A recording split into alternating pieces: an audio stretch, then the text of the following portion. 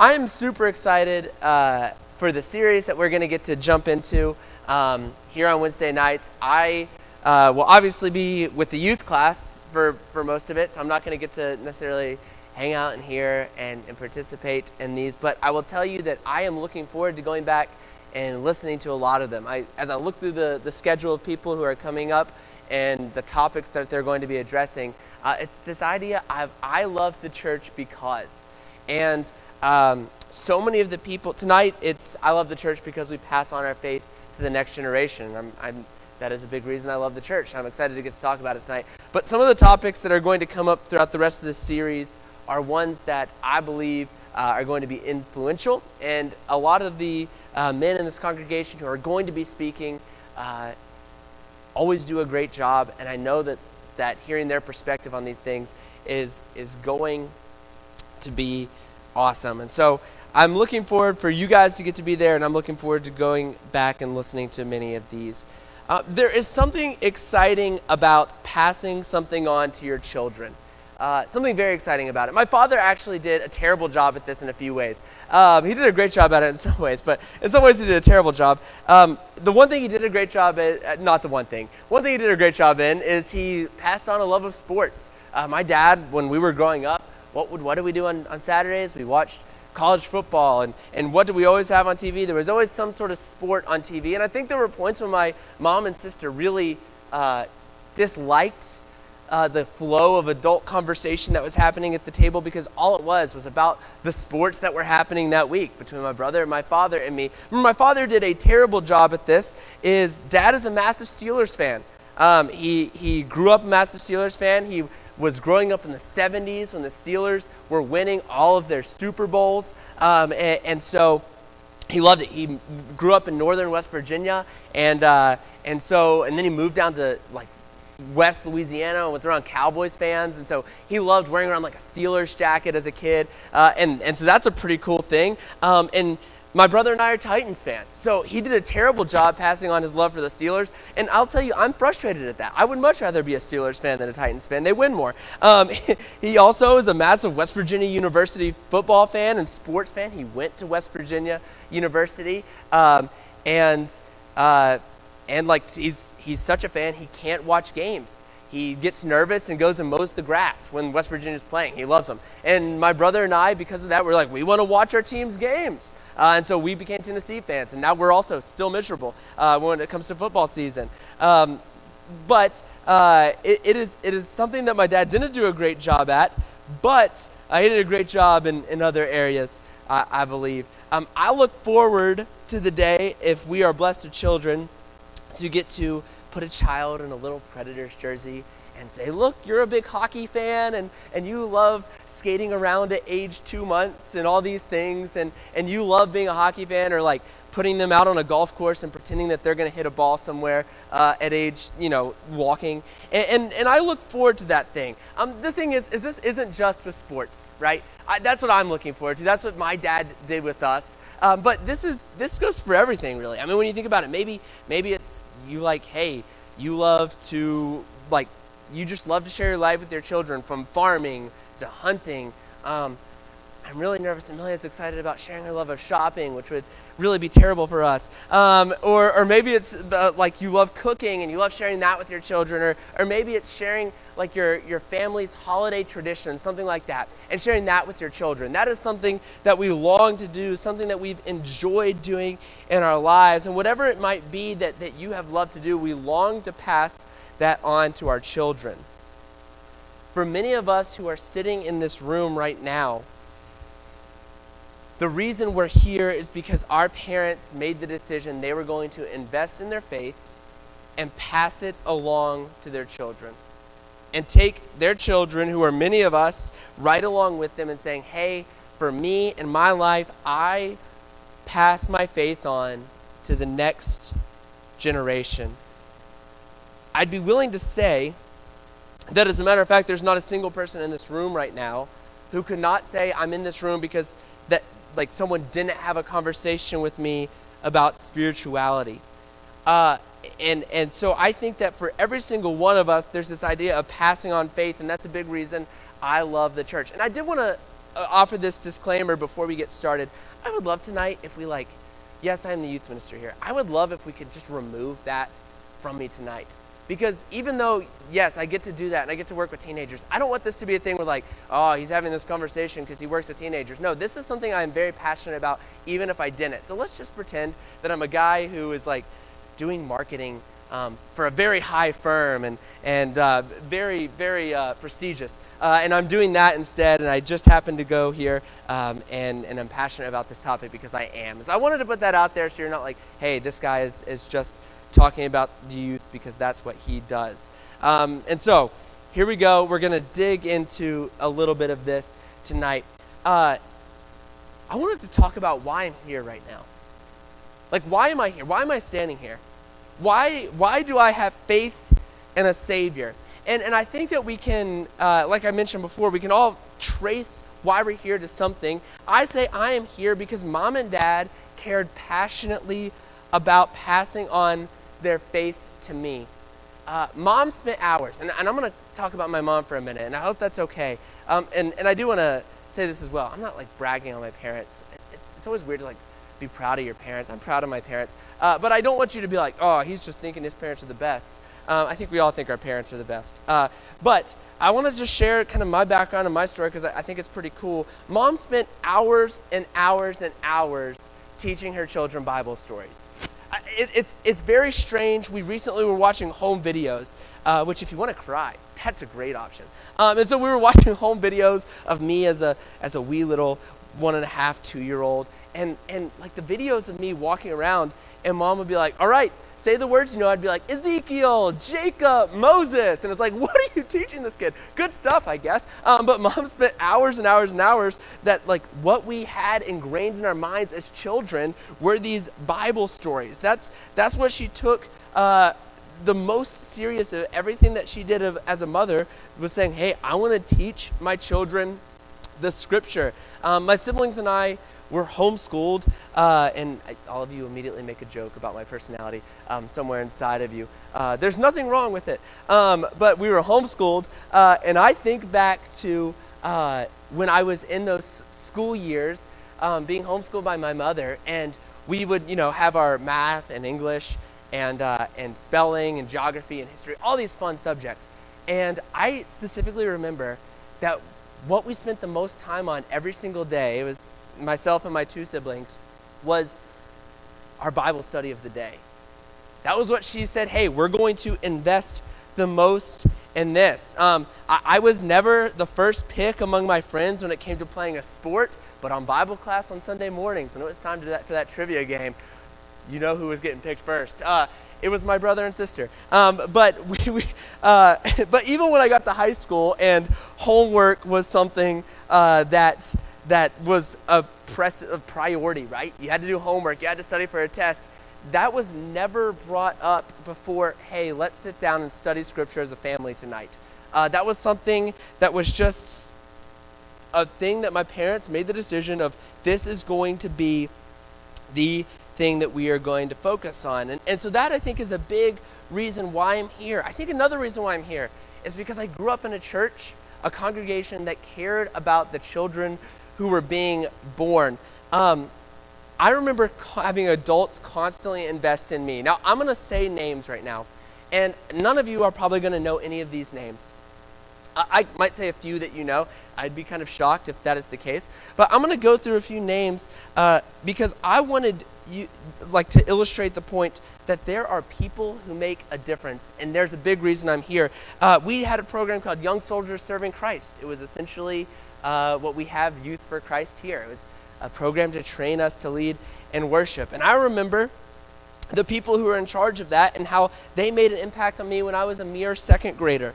I remember Kevin Batts and Bob Schmidt, and I remember specifically a class about song leading with Stephen Searcy. Now, that poor guy didn't teach me to song lead at all, except I remember it, and I remember the methods. I can't lead singing today, but I remember when I got in a preteen group, guys like Kevin Mann and the Searcy's, Stephen's parents, which was kind of exciting. And And I remember in the 6th through 8th grade ministry, I remember Doug Perry, and I still meet up with Doug Perry multiple times in a year to eat lunch and to eat mostly breakfast actually. But I meet up with him and we enjoy our time together, and he and I will text back and forth. And I remember John Thomas, and not ours, he's, different John Thomas. There are lots of John Thomases if you really look around. But John Thomas, not ours, still a cool guy. And I remember John Thomas fully investing and coming up and giving us bear hugs when he saw us and saying how much he loved us. And then I got to a youth program and like Philip Jenkins and Bill Wagner and people like James and Janice Beckham who invested in me personally. And it's actually insulting that I didn't mention more people right there. I didn't mention the other 28 adults who surrounded us every single time we gathered for a Wednesday night class. And I can keep going with adults who weren't even plugged into programs like Dwayne Griffin and David Burka and James Whitaker and Joe Brown and Shannon Buckner and Glenn and Anita Black, who I married their daughter, so poor them. And there are more, and I could keep on going for a long time about people who made a spiritual influence in my life, who just were members of the congregation, and the church made it a priority to make sure that a annoying little redhead kid who talked too much was invested in. And I share these names because it took all of these people investing in me to get to a point where their faith in Jesus Christ, a faith in a Savior, was passed on from them to me. And I want us to think about a key thing really quickly, because we could talk through all these names and it could be a big deal, and we could say, oh, look at this, we're investing in this. I think about this. They were not just trying to teach me about morality. They weren't there to say, hey, Ben, don't lie. Hey, Ben, you don't need to be a bad kid. You don't need to disobey your parents. You don't need to do this. They weren't there to teach me about morality. They were there as individuals to make sure that my faith was being cultivated. They weren't making sure I was always at church. We were there.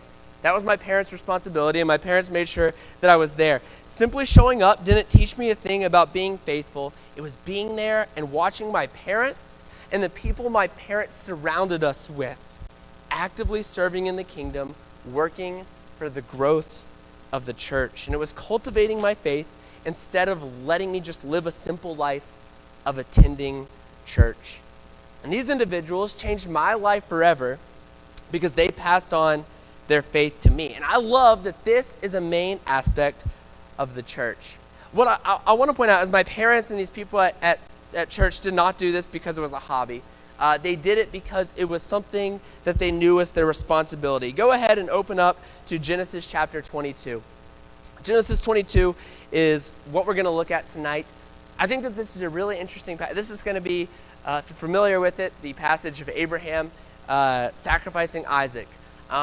And this is maybe an interesting passage to go to talk about passing on your faith. But I think that when we discuss it, it'll end up making sense as we go through this. So we're going to be in Genesis chapter 22, and we're going to start in verse 1 in just a minute. Remember, for Abraham, old dude, way too old to have children, and so he has this child. It's Isaac. It's very exciting. All these fun things. And then God's going to come to him here in verse 1. And it says, after these things, God tested Abraham and said to him, Abraham.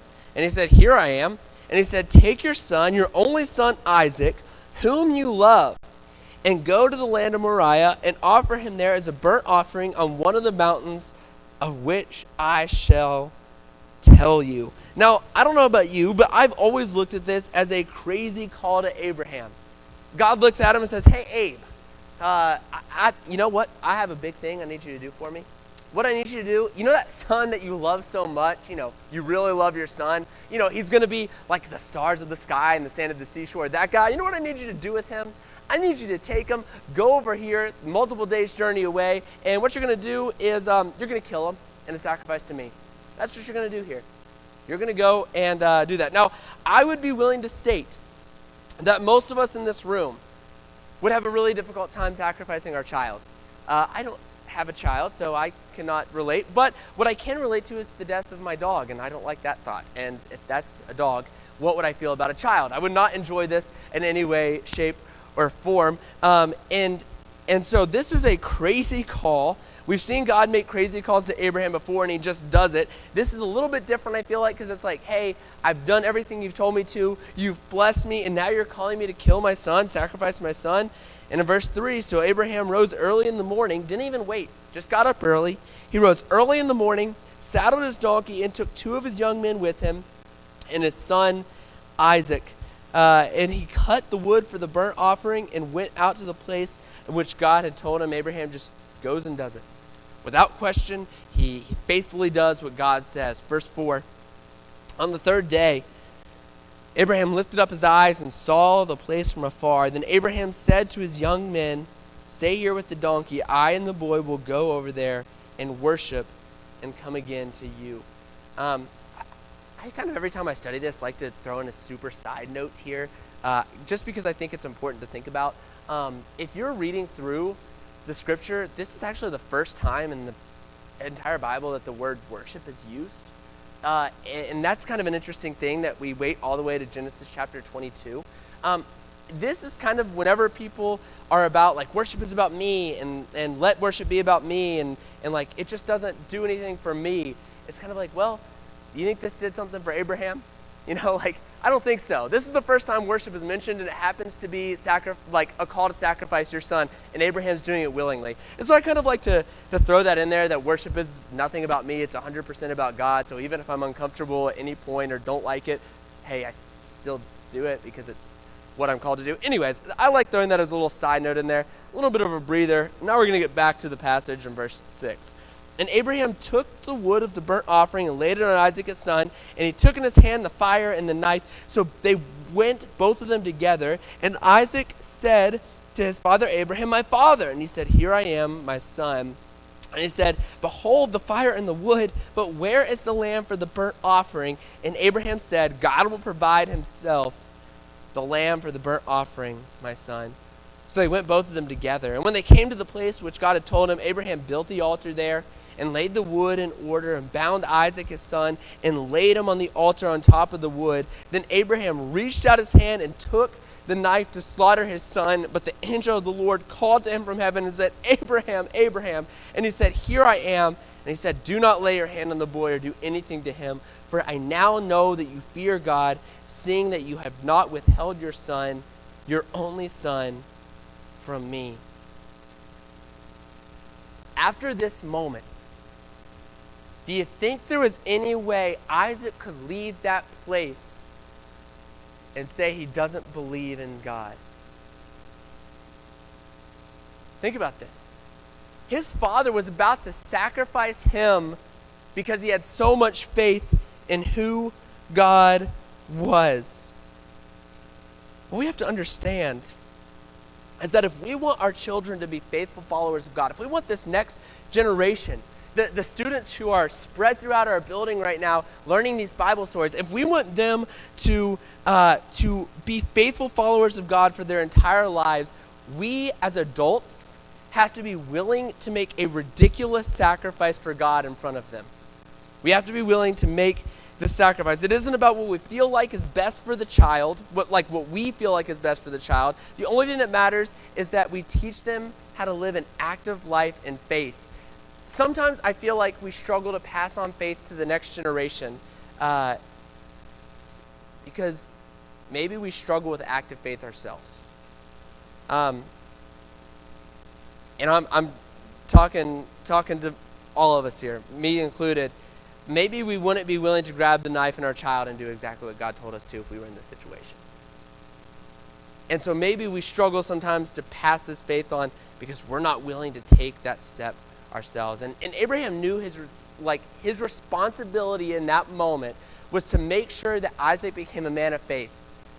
And to do this, he had to show Isaac that he was entirely a man of faith, even if it meant that he was going to go kill him. Which is a very humbling thought. I wanted to spend a little bit of time discussing how we can do this as the church.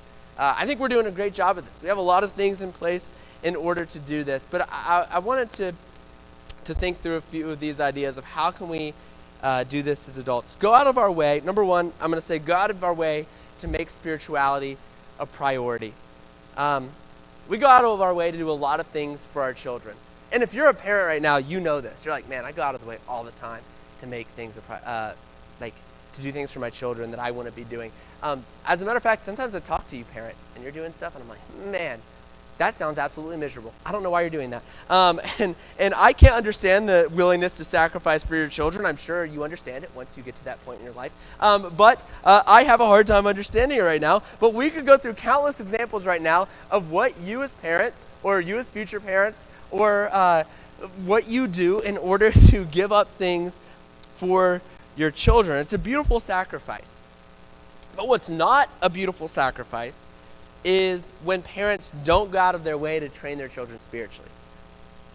Like, we'll go out of our way to make sure a child can make a sports team, or we'll go out of our way to make sure a child can like be in a theater performance, or we'll go out of our way to make sure that our child is going to hit every note in the band, or we'll make sure that this one's a big one, that we'll make sure that our child is going to make an A in school, and like we're going to do everything we can possible to make sure that they study to get that A, or maybe we are pressuring them to get a job that pays a ton of money or is going to make them successful in the long run. And we have these things, but I want to suggest that none of it matters at all if we're not willing to go out of our way to train our children spiritually. And I did have a few ways that we could do that, that I have seen, not just in my life, but like in lives of people who I've seen who are faithful at my campus ministry at Tennessee Tech, that I was like, wow, that stands out. And this is stuff that their parents were doing. And not all of them did these exact things, but I think that these are some things, like if you want to almost guarantee it, this could help a lot. Here are a few things. At least twice a week, sit down as a family and read the Bible together and talk about what you just read. Now, some of you might be sitting there, Ben McGreevy, you do not understand what it means to be a parent? Do you understand what it means to sit down with your family twice a week and read the Bible? I'm going to throw this out there. And once again, this is radical. So is Abraham taking Isaac to be a sacrifice. If you're too busy to have biblical discussions with your children, you need to cut some things out of your life and make time to have biblical discussions with your children. Make that a priority with them. Make that a priority with your grandchildren when you have the opportunity to see them. I feel like every time I'm on the phone with my grandmother, she always makes a comment about something spiritual. That's really neat to me. Often I'm in the car and I'm behind a slow driver and she's like, just pray for him. It's like, you're right. That's the smart thing to do. That's a tip as well, I guess, if you want to take that. I'm not great at it. But spiritual discussions that you can have with your family are conceived at the source of spirituality, and that's God. So take time as a family to listen to him as a family. Next one I want to suggest is make every time the church meets a priority. Good news. I'm talking to the crowd that is doing this. You guys are here on a Wednesday night. That's every time the church meets a priority. Encourage your friends who might not be here right now to make this a priority. Think about this. If a child sees a parent skipping an organized time of worship whenever it's convenient, that child will find it way easier to skip worship casually when they're out of the house. It's just going to be super simple. Make being at a time of worship the most important destination you're going to be each week. I played ice hockey in high school, which is weird because I grew up in Nashville, I understand. But there's a hockey league in Nashville. So I played hockey in high school, and it was really fun. We played 30 games a year, so that's pretty frequent. I realized at one point, like during hockey season, I was ice skating 4 times a week. And that just, man, me now is jealous of that. And I'm still a terrible skater, which is ridiculous. I'm just not athletic. But it was super fun nonetheless. I was terrible. Here's the thing. Half of those 30 games of the year were on Wednesday nights. Like straight up Wednesday nights. That made it difficult. And so what my parents did when they found that out, before they said, yes, you're good to play the sport, they sought out an opportunity at a congregation that had a 5 o'clock p.m. Wednesday class. And what would happen, that's, by the way, 5 o'clock on Wednesday, 30 minutes without traffic from our house. And Dad would take off work early on Wednesday, and we would load up in the car, and we would drive to that congregation, and we would sit down, and we would worship in that time of study in that class.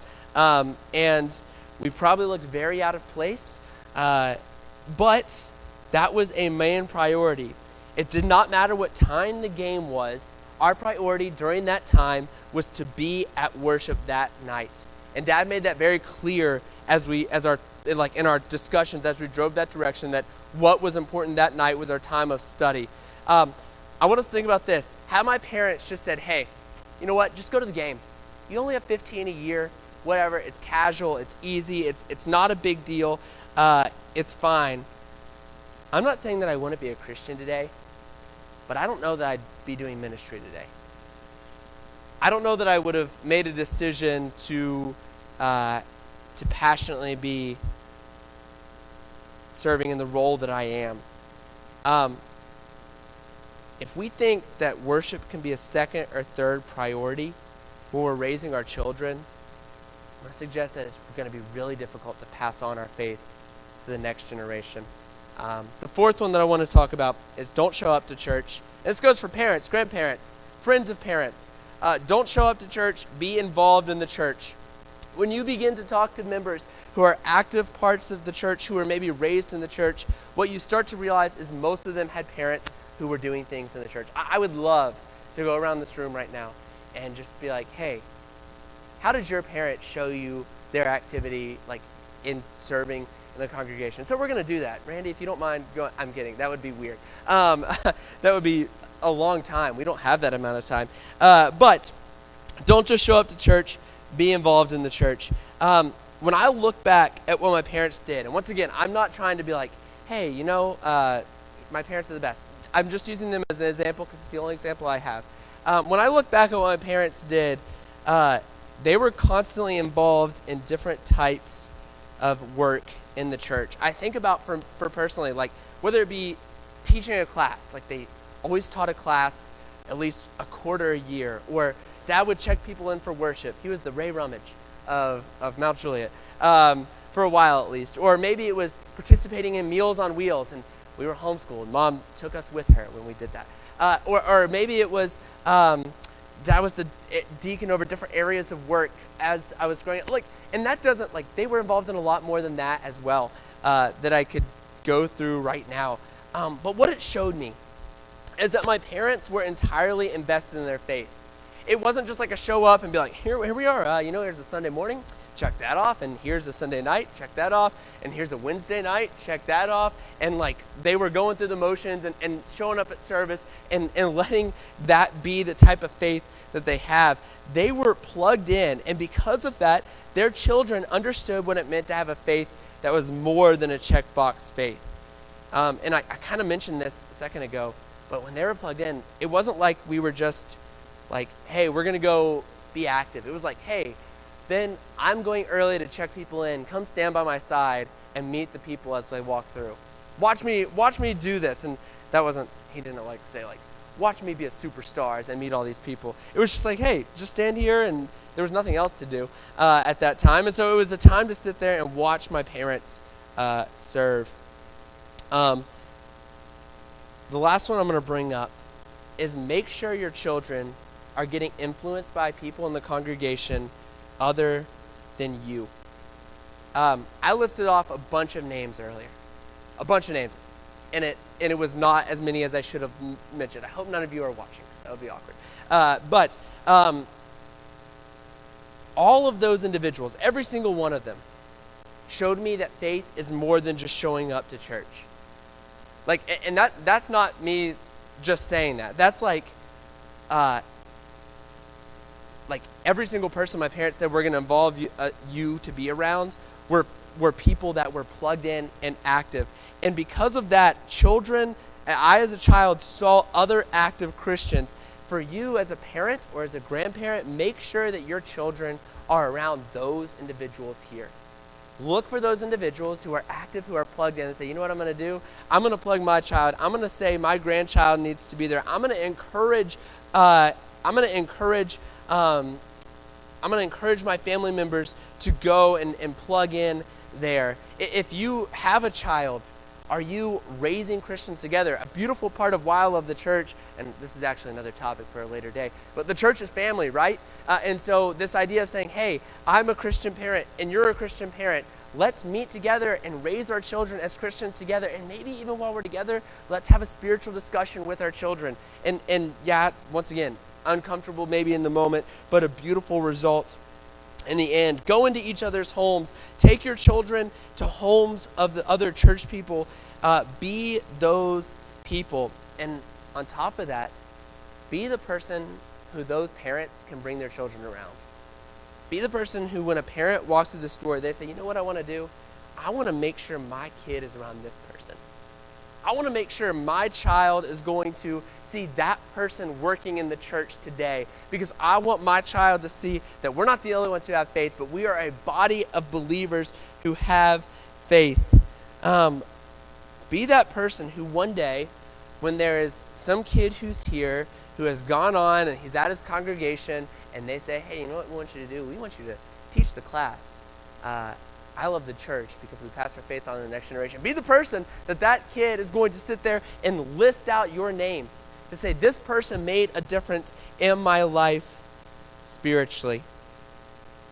There's a really neat story that I heard in the last couple years about someone I know. And it's a true story, and I wanted to share it with you because I think it's impactful. Growing up, this man's father was not a member of the church. He was not only a member of the church, but if he heard the church, the New Testament church spoken of, he became angry. He became frustrated. He banned it in his household to be talked about out loud. It was not something they did. It just wasn't his thing. And the cool thing is that the man's mother was a dedicated believer. And even though her husband did not love that it happened, she took 1 Peter 3 very seriously.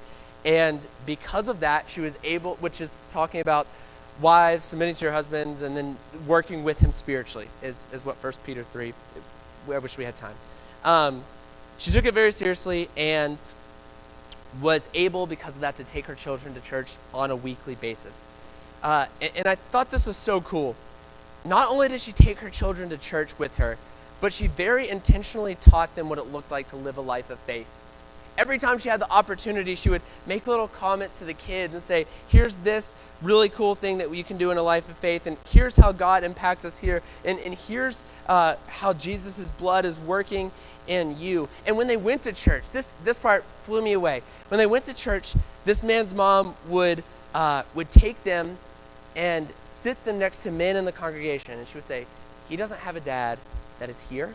He doesn't have a dad that is concerned about his spirituality. I need you to show him what it looks like to be a Christian man. I need you to show him and sing like a Christian would sing.